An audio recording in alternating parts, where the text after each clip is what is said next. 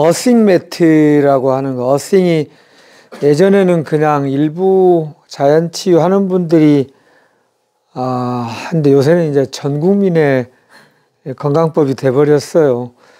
세상 일을 항상 이렇게 어떻게 될지 모르겠어요. 예전에는 신발 벗고 이렇게 산이나 이렇게 다니면 주변 눈치를 좀 보느라고 뭐 하는 사람들이야? 뭐 되게 유난스럽다. 막 그런 눈살이 좀 따가웠는데 요즘은 이제 너무 편해진 것 같아요. 근데 이제 요게 바깥에서 어싱뿐 아니라 실내에서도 어떻게 할 수 없을까? 이제 여기에 이제 이르러서 어싱 매트다, 어싱 팔찌다, 뭐 이런 것들을 하잖아요.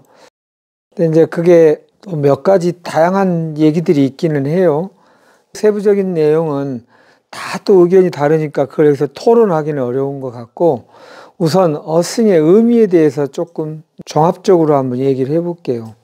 어싱이 왜 좋을까요? 라고 하면, 왜 좋을까요? 우리는 편안하게, 정답이 있는 건 아니니까 편하게 주고받고 한번 해볼까요? 어싱 하면은 원리적으로, 또 내가 해보니까 체험적으로 어떤 점이 좋던가요? 어떤 점이 좋아서 하게 되는 것 같아요?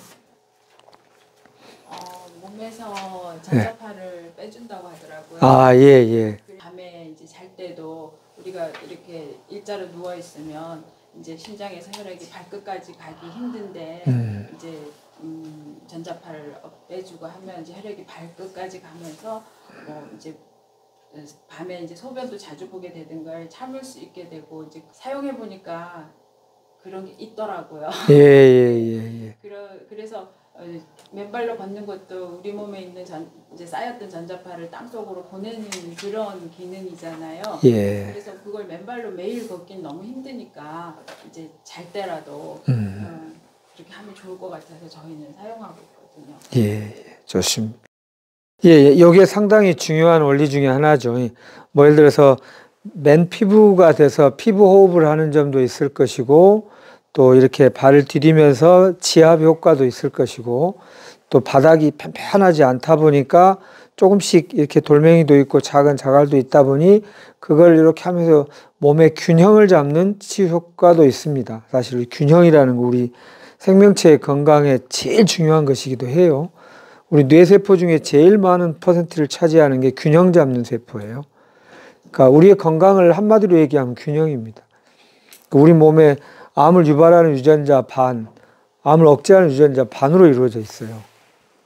저물주가 왜 암을 유발하는 유전자를 반을 만들었을까요? 근데 이게 이제 암 환자 입장에서 암 유발하는이라고 했지만, 다르게 표현하면 세포를 숫자를 빨리 늘리는 유전자가 있고요. 세포 숫자를 빨리 늘리는 거를 좀 속도를 줄이라는 유전자가 있어요. 브레이크하고 악셀레이터. 암 환자 입장에서는 악셀레이터가 반갑지 않은 거죠. 그렇지 않아도 막 빨리 늘어나니까. 이렇게 되어 있어요. 모든 게 그래요. 그러면 뭐가 건강이냐면 그 균형을 잡는 거거든요. 균형인데, 아까 어싱이 걸으면서 이렇게 균형을 잡는 것에 이게 눈에 안 보이는 거니까 이게 수치화하기가 어려워서 그렇지 저는 차지하는 비중이 아주 크다고 생각합니다. 우선 그거. 그 다음에 이제 전자라고 하는 거, 음전하라는 얘기, 그리고 활성산소 이야기 등이 있죠. 양전하로 많이 대전되어 있으면 우리 몸이 전기를 띠고 있으면 대전된다고 하죠. 그러면 뭔가 몸이 안정되지 않고 불건강해지더라, 이거예요. 이거를 이렇게 이해하시면 돼요. 방금 악셀레이터하고 브레이크 균형처럼 음과 양이 딱 균형이 맞을 때 제일 건강해요. 근데 지금 어싱에서 중요한 거는 전하를 좀 더 높이자는 뜻이에요. 주로 양이 너무 많이 있으면 뭐 어떤 장점이 있고 어떤 단점이 있을까요? 자, 활성산소라고 그러잖아요. 활성산소 하면 이게 만병의 원인처럼 돼 있고 유전자를 손상시키고 그걸 없애야 한다고 생각하잖아요.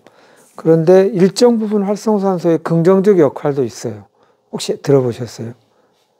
활성산소가 우리 세포의 신호 전달로도 작동을 하기도 하고요. 암세포를 면역세포가 가서 딱 잡아 죽일 때 암세포가 웬만하면 안 죽잖아요. 그러니까 독한 독가스나 이런 걸 쓰잖아요. 근데 면역세포가 암세포를 딱 알아내가지고 가서 구멍을 뚫어서 안에다 강력한 무기를 해서 그걸 탁 죽인단 말이에요.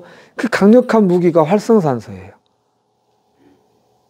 그러면 활성산소가 필요한 건가요? 아닌가요? 필요하기도 하고 필요 없기도 해요. 이것도 이제 균형입니다. 그래서 기능의학 이렇게 하시는 분들이 항암할 때에는 항산화제를 먹지 않는 게 좋다 이렇게 말을 해요. 항암이라고 하는 것이 주로 활성산소 능력을 막 키워가지고 암을 막 죽이는 역할을 하는데 그때 항산화제를 쓰면 그게 중화돼가지고 효과가 없어져 버린다. 이렇게 주장하는 원리가 있어요. 근데 저는 이게 이제 1차적 논리 기준으로는 일리가 있는데 좀 더 들어가 보면 꼭 또 그렇지가 않아요. 이게 지금 우리 몸이 리니어라고 그러죠. 이 선형적으로 딱 이렇게 가면 비례해갖고 이렇게 안 돼 있어요. 그래서 우리 몸은 비선형적인 동력학적인 복잡계 시스템 이렇게 표현해요. 좀 말이 어렵죠. 예. 제가 예전에 기계공학 전공해서 연구직 공무원 하다가 한의대 다시 들어와서 조금은 이 개념을 합니다. 그래서 요점은 뭐냐면 그럼 끝 이렇게가 안 된다고요. 그러면 이제 활성산소 얘기를 했어요. 그런데 현대인들에게 활성산소는 일반적으로는 조금 과하게 많아요. 활성산소는 왜 생기냐면 뭔가 산소가 기능할 때 부산물로 나와요. 산소가 기능한다. 근데 산소를 우리가 많이 들여야 한다고 우리 많이 배우잖아요. 그럼 산소를 많이 들이시면 활성산소도 많이 생겨요. 그럼 산소를 많이 안 들이셔야 될까요? 이렇게 너무 단순하게 생각하면 어렵다는 뜻이에요. 산소를 많이 들이시되 활성산소에 나온 것을 우리 몸이 적합하게 조절하는 시스템이 살아있는 게 중요하지 이걸 듣고 활성산소 죽이는 걸 온통 막 넣거나 또 산소를 막 온통 넣거나가 중요하지 않더라는 겁니다. 산소라는 거는 뭐죠? 산소라는 것은 뭔가를 확 뜨겁게 하고 확 활동성 있게 하는 거예요. 그럼 뜨겁게 하고 활동성 있다는 건 주로 좋기만 한 걸까요? 주로 이게 지금 제가 이 표현은 뉘앙스가 좋은 거죠. 근데 여기에 그림자가 있다면 차분하지 않다는 점이 있어요. 확 뜨겁고 이렇게 하면 만약 이런 게 필요한 사람은 산소 공급에서 활 뜨겁게 하고 막 몸이 활력이 생겨야 되겠죠. 근데 그것만으로 우리 몸은 못 살게 돼 있어요. 그렇게 했다가 낮에는 밤에는 차분하게 고요하게 있는 이 균형이 잘 맞아야 돼. 근데 현대인들은 지금 확 이게 많으니까 그거를 안정시키는 게 항산화제들이에요. 항산화제 하면 거의 항암제하고 같은 개념으로 이해하시잖아요. 그러니까 지금 이제 어싱도 우리 몸의 양전하가 하늘을 우리가 양으로 치고 땅을 음으로 치잖아요. 그게 상징적 의미인 줄 알았는데 이게 진짜로 그런 점이 있는 거예요.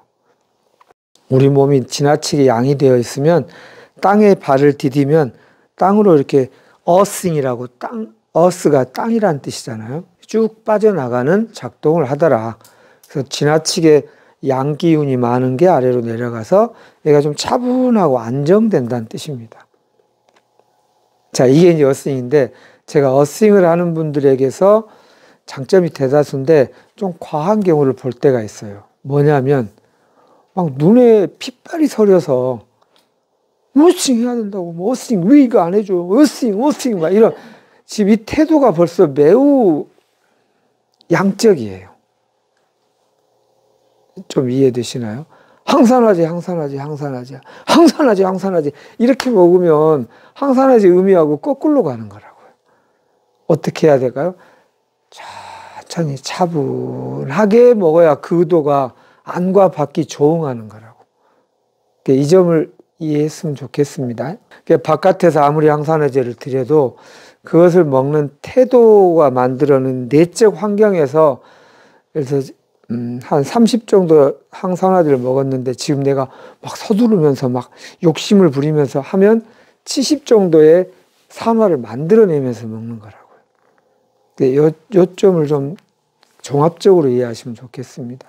그래서 이제 어싱도 너무 막 인상을 써가면서 기여해야 하는 걸로 하지 않으셨으면. 이제 그렇게 좀 큰 권지에서 이해하시면 좋겠습니다.